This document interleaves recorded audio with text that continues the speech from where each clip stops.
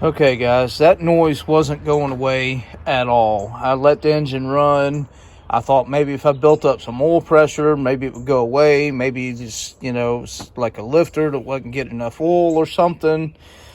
Anyway, it wasn't going away, so I tore the intake and the valve cover back off. I inspected everything. I've been over here, 30 minutes trying to figure out what in the crap. I've looked at all the valves. If you move the intake plenum here, you can look down in the hole, shine some light in there, and you can see the valves. So I did that. I inspected all the valves that I could see. Obviously you can't see but one row of them on each side, but it stands to reason that if one of those hits on one side, it's going to hit on the other side. So I don't have any bent valves or anything like that. All the valve springs and rockers and everything are, just as they should be. So, I'm looking and looking and looking and getting discouraged, and then it just goes to show, guys, take your time. I checked everything 4 or 5 times except this right here. Now I hope this is all of the problem, but look at this nut right here. I can turn that with my finger, or this bolt, I'm sorry. Now I tightened these down, but apparently I did not torque that bolt. So that bolt is loose as can be. Now, I'm sure that could cause the noise that we were hearing. And you see, I don't know how well you can see it, but you see right here, that's the camshaft sensor.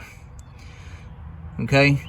This rides pretty close to that camshaft sensor, which obviously, if it's got too much pressure on it pulling it down, it could probably hit the camshaft sensor, and it may have been. So this very possibly is the problem I was having. So I'm gonna hope and pray that's it, and that there's no other problems. If I do have to replace the camshaft sensor, that's actually pretty easy. Hopefully I won't have to, but man, I just hope and pray that that's all it is. I can hopefully torque these bolts up and that be it. But man, guys, take your time. Somehow I missed that. I don't know how, because I'm telling you, I triple checked everything, quadruple checked everything, except for apparently that bolt.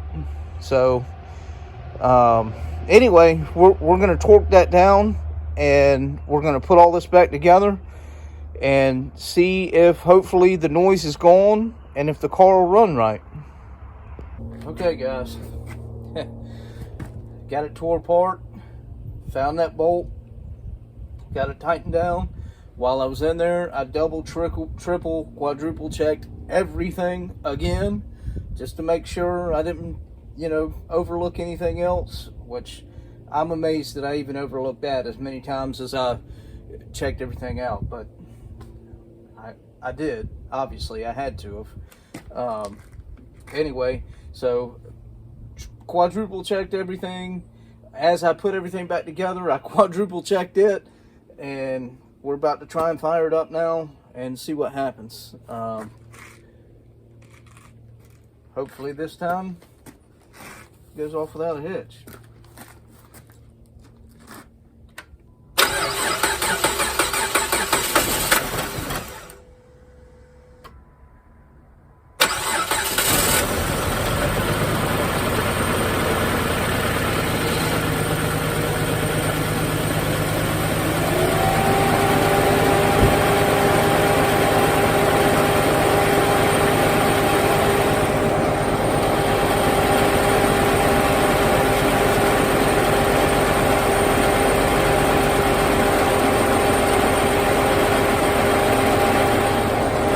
Okay, that noise, metal on metal noise, is completely gone. Praise the Lord.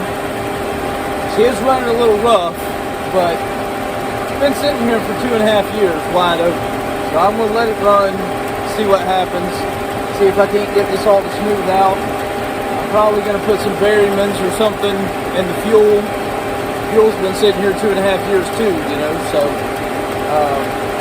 I'll probably put something in that, see if we can't get this all smoothed out.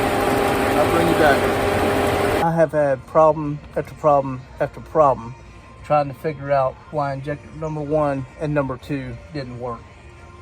I tore this thing all the way back apart down to the injectors, and I tested the injectors, I tested the wiring, and I don't know if you can see here, I repaired some of this wiring.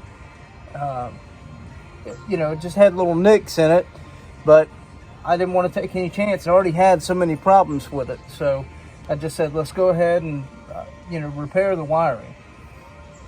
And then I went through a test where I took the wire harness off of the computer and I tested each wire going all the way through to, you know, make sure that the wire wasn't broken. And I tested, you know, every one of them. They tested fine. The injectors tested fine.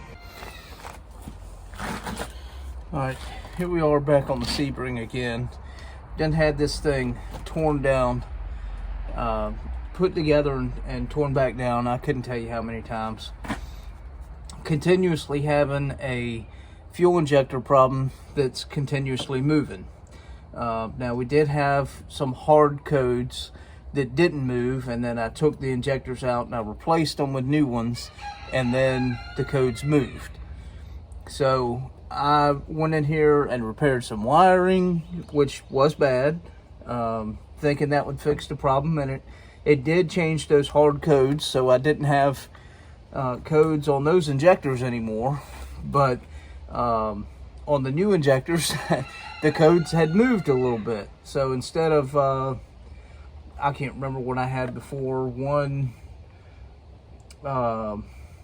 and 5 or something like that. I can't remember. But anyway, it moved to 1, 3, and 5. One of the things I found when I took the new injectors back out is that there was trash in them. Now, so what I did is I turned the engine over while I had the fuel line disconnected and down in a Gatorade bottle. And I noticed that some sediment was coming through the fuel line.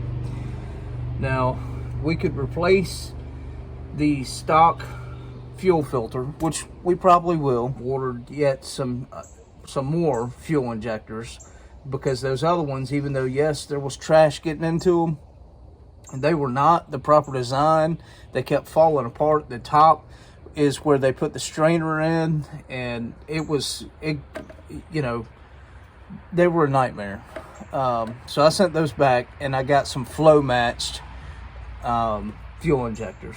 So we're going to put this fuel filter in, we're going to put the new fuel injectors in, and pray to the car gods that this thing will be done. All right, here's my new flow matched fuel injectors. You can see the top is not that stupid little plastic strainer design that pops on and off of the top. That was creating a fuel leak on my engine, and it wouldn't seal properly, and then when you went to take the fuel injector back out, the whole top of it would pop off.